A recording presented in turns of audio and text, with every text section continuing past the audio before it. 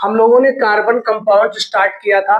कल के लेक्चर में हम लोगों ने कार्बन के बारे में बात की थी, किस प्रकार कार्बन को जो टोटल 118 एलिमेंट्स है कार्बन को इतनी प्रायोरिटी दी जाती है। क्यों ऐसा होता है कि कार्बन को अलग से इतना वैल्यू दी जा रही है? क्योंकि कार्बन के अंदर ऐसी क्वालिटी पाई जाती है जिसके बारे में हम लोगों ने बात किया था। कार्बन एक ऐसा तत्व है जिसके अंदर आपस में बॉन्ड बनाने का, इट मीन्स बंध बनाने का बहुत पावर होता है, और दूसरा कोई तत्व नहीं होता है जिसके अंदर इतनी ताकत हो कि वो बॉन्ड बना सके। और हम लोगों ने बात किया था कि कार्बन कोवैलेंट बॉन्ड क्यों बनाता है, साथ संयोजक बंध क्यों बनाता है। इस पे हम लोगों ने बात की थी कि कार्बन के पास टोटल 6 इलेक्ट्रॉन होते हैं। ठीक है, टोटल 6 इलेक्ट्रॉन होते हैं, और आप उसको जब किसी भी कोष में बांटोगे तो कल मैंने बताया था कि ये नाभिक होता है। नाभिक को इंग्लिश में हम लोग न्यूक्लियस बोलते हैं। क्या बोलते हैं? न्यूक्लियस बोलते हैं, जिसके अंदर प्रोटॉन और न्यूट्रॉन पाया जाता था। प्रोटॉन जो होता है वो धनावेशित होता है, और इस नाभिक के न्यूक्लियस के चारों ओर 4 सेल पाए जाते हैं, जिसका नाम है के, एल, एम और एन। के में ज्यादा से ज्यादा 2 इलेक्ट्रॉन, एल में ज्यादा से ज्यादा 8 इलेक्ट्रॉन, एम में ज्यादा से ज्यादा 18 इलेक्ट्रॉन, और एन में ज्यादा से ज्यादा 32 इलेक्ट्रॉन पाए जाते हैं। इसके बारे में थोड़ा सा हम लोग डिस्कस करते हैं। किसी भी तत्व के स्टेबिलिटी के लिए उसके नाभिक में, उसके परमाणु के अंदर जो नाभिक पाया जाता है उसमें प्रोटॉन पाया जाता है, न्यूट्रॉन पाया जाता है, और उस परमाणु के नाभिक के चारों ओर 4 सेल होती हैं जिसमें आपके इलेक्ट्रॉन पाया जाता है। ठीक है, प्रोटॉन का नेचर क्या होता है? प्रोटॉन पॉजिटिव होता है, और इलेक्ट्रॉन का क्या नेचर होता है? इलेक्ट्रॉन निगेटिव होता है। प्रोटॉन पॉजिटिव और इलेक्ट्रॉन निगेटिव दोनों एक दूसरे को रिपेल करते हैं, इट मींस धक्का देते हैं। तो किसी भी तत्व के स्टेबिलिटी होने की यही शर्त है कि उसके नाभिक में पाए जाने वाले प्रोटॉनों की संख्या और इलेक्ट्रॉनों की संख्या जो उसके सेल में पाया जाता है, ये दोनों हमेशा बराबर होते हैं। क्या होते हैं? ये दोनों बराबर होते हैं, तभी जो है जो तत्व होता है वो आपका स्टेबल होता है। क्योंकि कार्बन जिसके इलेक्ट्रॉनिक नंबर जिसका जो है 6 होता है, अगर आप इसको बांटोगे तो इसमें 2 इलेक्ट्रॉन आएगा और इसमें 4 इलेक्ट्रॉन आएगा, क्योंकि कार्बन को जब आप तोड़ोगे तो पहले क्वेश्चन में 2 चला जाएगा और 4 चला जाएगा।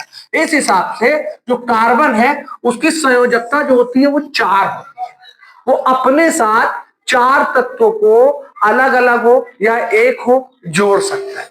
ओके, ये उसका नेचर है। और उसका नेचर क्या है? उसके अंदर एक नेचर ये है कि वो जो है वो अपरूपण है। अपरूपण को इंग्लिश में एलोट्रॉप्स बोला जाता है।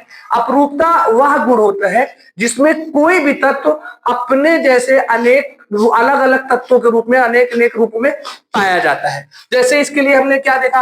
हीरा कार्बन का अपरूपण है, ग्रेफाइट कार्बन का अपरूपण है, फ्लोरीन कार्बन का अपरूपण है, इट मींस एलोट्रॉप्स है। ठीक है, और इसकी खास बात क्या है? इसकी खास बात यह है ये बहुल बंध बनाता है। बहुल बंध का मतलब ये होता है कि आपस में कार्बन से कार्बन कनेक्ट होकर बनाने की इसकी क्षमता बेशुमार है। और हमने बताया था मौजूदा टाइम पृथ्वी पर कितने कार्बनिक यौगिक हैं? मिनिमम 3 मिलियन कार्बन कंपाउंड हो गए हैं, जो इसको केमिस्ट्री में खास बनाता है। और ये केमिस्ट्री से ऑर्गेनिक केमिस्ट्री के एक ब्रांच के रूप में, जिसको आप कार्बनिक रसायन बोलते हैं, के रूप में ये अलग कर दिया गया है। ठीक है, अब देखिए इसके बारे में मैंने कुछ बात की है। देखिए कार्बनिक रसायन। अब हाँ, एक चीज और, सबसे पहले प्रयोगशाला में जो बनने वाला तत्व था यौगिक था वो यूरिया था। इससे पहले जो वैज्ञानिक थे उनका मत था कि कार्बनिक सब्सटेंस सिर्फ जीवित जीवों के अंदर पाया जाता है, इसको आप लेबोरेटरी में बना नहीं सकते।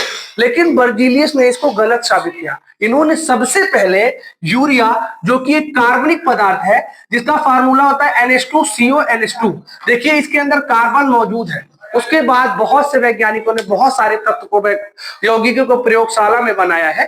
ठीक है, अब और देखिए कार्बनिक रसायन क्या है? कार्बनिक रसायन की डिफिनीशन क्या हुई? वे यौगिक जिनमें कार्बन एक तत्व के रूप में अवश्य पाया जाएगा, इट मींस कार्बनिक रसायन कहलाएगा। कार्बनिक रसायन का मतलब ही हुआ कार्बन। ओके, अब इसकी कुछ मॉडर्न डिफिनीशन है। वो मॉडर्न डिफिनीशन क्या है? अगर कोई यौगिक जिसमें केवल कार्बन और हाइड्रोजन होगा उसको हाइड्रोकार्बन्स बोलेंगे, और अगर इसके अतिरिक्त, हाइड्रोजन के अतिरिक्त अगर इसमें ऑक्सीजन आ जाता है, नाइट्रोजन आ जाता है, सल्फर आ जाता है, फास्फोरस आ जाता है, एक्सेट्रा। तो इसको हाइड्रोकार्बन व्युत्पन्न बोलते हैं कि ये हाइड्रोकार्बन से ही डिराइव हुआ है। इस वजह से इसको क्या बोला जाता है? Hydrocarbon derivative. इसके बारे में हम लोग आगे और चर्चा करेंगे। अभी इस तरीके से हम लोगों ने कार्बन के बारे में काफी चीज जान ली है। आप लोग इसका स्क्रीनशॉट ले लीजिए, ठीक है। और हाँ, अगर आपको अभी तक के लेक्चर में कुछ समझ में नहीं आया हो तो आप मेरे YouTube चैनल पे जाइए, कमेंट बॉक्स में कमेंट्स कीजिए और बताइए मुझे जो चीज समझ में नहीं है, मैं कोशिश करूंगा आपको इस चीज को समझाने की। ओके।